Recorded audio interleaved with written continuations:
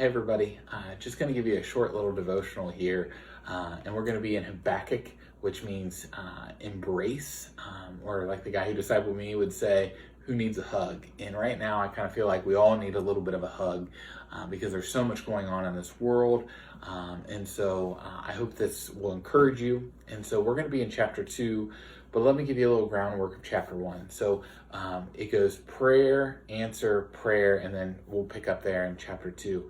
But the first prayer that Habakkuk gives is, God, the law is ineffective. The just never emerge.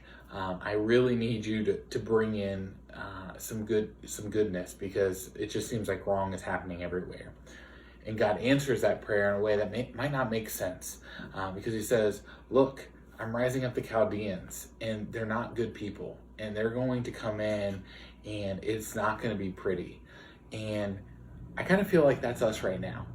Whether it's a sickness or whether it's work or relationships, we have this fear of kind of the unknown. We know something's coming and it could be bad, but we don't understand why. And so Habakkuk then answers this prayer, God's first answer, with this prayer. And he says, my rock, you destined them to punish us.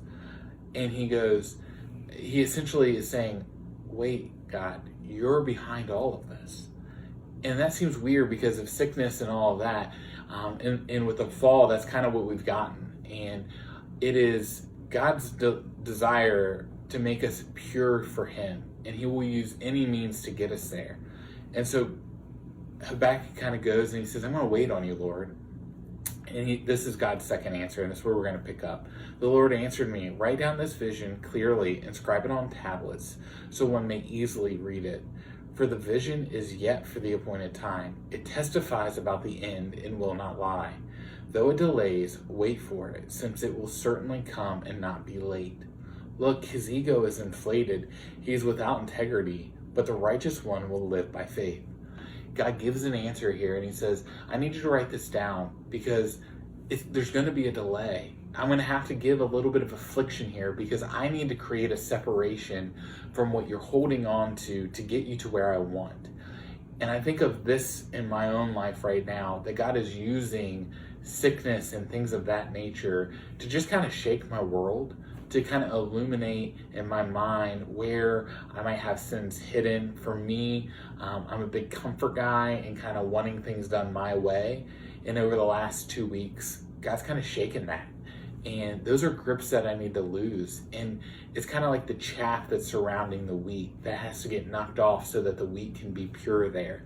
And God uses that, and he kind of can use the wind then to blow it away. And so when you get these afflictions, God is doing this to encourage you to draw closer to him, to love him more. And he says, but the righteous will live by his faith. And in my Bible, there's a note here, and it says, this is what living by faith meant. A faith that does without anything, a faith that can take nothing and be content with it, because it finds everything in God. Faith under the worst conceivable conditions. This is how the just are to live. And for some of us right now in this world, it might be the worst conceivable conditions. Maybe for most of us, and I probably fall in this, it's just uncomfortable. We don't know. The uncertainty makes us feel at unease. But God's saying, be faithful. Be faithful in this time. That this is the time that you can use to get that chaff taken off. And this is a time that you can be refined and pure. And take this and know that I'm using this for your good. And so I want to take just the last few seconds here and say, ask God to show you what you need to shed and what you need to let the wind blow away, that you can stay faithful and be that pure seed for the Lord. And so take this time while you're at home and with your kids and with family and friends to really just be refining yourself to be more faithful to the Lord today, and know that the Lord will stay faithful to you in all things, and know that the Lord loves you and cares for you.